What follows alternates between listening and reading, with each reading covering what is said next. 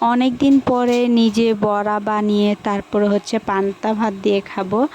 আসসালামু আলাইকুম, আশা করছি সবাই ভালো আছেন। আলহামদুলিল্লাহ আমরাও ভালো আছি। স্টার্ট করলাম সকালবেলা হচ্ছে আমার মেয়ে ঘুম থেকে উঠে এরকমভাবে শুয়ে আছে, তো ওকে বললাম যে আম্মু তুমি মোবাইলের দিকে তাকাও, আর ও তাকাচ্ছে, কিন্তু এই জামাটা পরার পরে ওর জামাটা আর কি গায়ে রাখতে চাচ্ছে না, বারবার বলতেছে, কান্না করতেছে আর কি যে জামাটা খুলে দেওয়ার জন্য।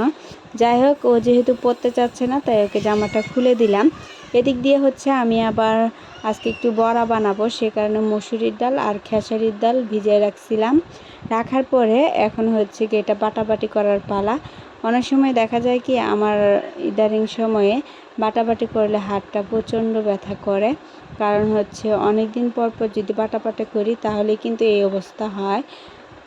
এখন আর কি করা, এখন ব্লেন্ডারের যুগ এসে গেছে, তাই ব্লেন্ডারে সব কিছু করা হয়। আচ্ছা, আপনাদের কাছে কোন বড়াটা খেতে বেশি ভালো লাগে? পাটায় বেটে ডাল দিয়ে বড়া, নাকি হচ্ছে ব্লেন্ডারে ব্লেন্ড করা যে বড়া ডাল থাকে ওই ডাল দিয়ে বড়া? আমার কাছে কিন্তু পাটায় বাটা ডাল দিয়ে এই বড়াটা খেতেই বেশি ভালো লাগে। এখন হচ্ছে কি কয়েকটা কাঁচামরিচ দিয়ে দেবো, কাঁচামরিচও আমি এর সাথে বেটে নিচ্ছি।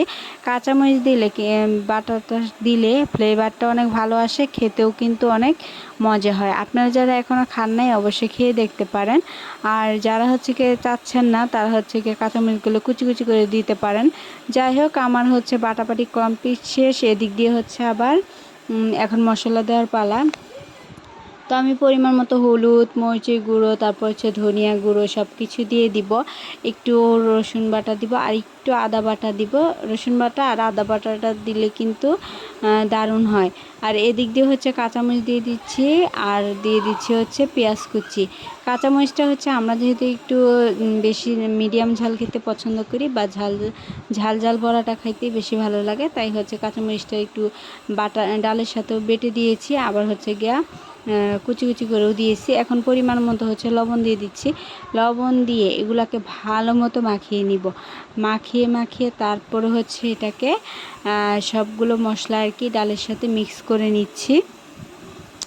এই দিয়ে ভালো করে মিক্স করা হোক। ডালের বড়া করব, আর হচ্ছে বুটের ডাল। এগুলো হচ্ছে রমজানে তো ছোলা আনছিল, অনেকগুলো ছোলা রয়ে গেছিলো, তাই হচ্ছে এখন খাচ্ছি এগুলো করে।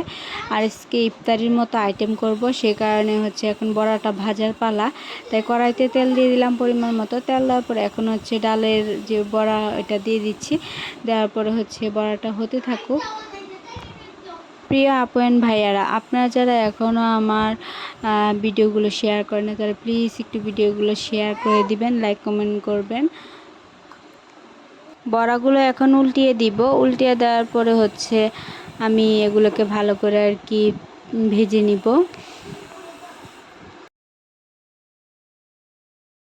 বড়াগুলো ভাজা শেষ, এখন উঠানোর পালা।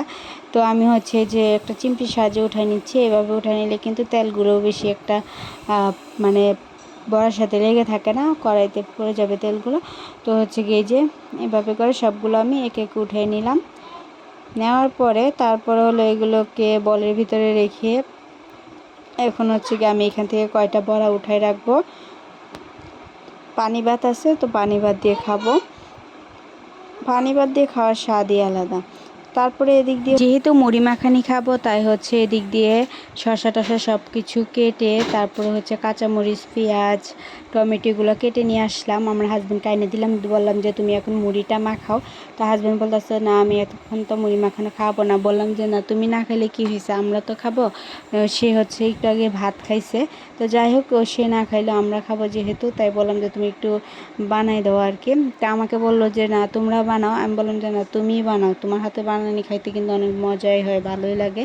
সত্যি কথা বলতে আমার হাজব্যান্ডের হাতের মুড়ি মাখানো তারপরে ভর্তা এগুলো অনেক মজা হয়, সেখানে তার হাতেই আর কি বানাইতে দেই। এদিক দিয়ে হচ্ছে আমি মুড়ি টুড়ি খাওয়া শেষ করে, মুড়ি ভাগেও পাই নাই, অল্প করে পেয়েছিলাম, এত মজা হয়েছে যে সবাই অল্প অল্প করে খেয়েছি। তারপর হচ্ছে এখন আমি ভাতটা খাবো, তো সেখানে পান্তা ভাত নিয়ে নিয়েছি, তারপর হচ্ছে মরিচ ভাত ছিলাম, মরিচও নিয়ে নিয়েছি আর বড়া।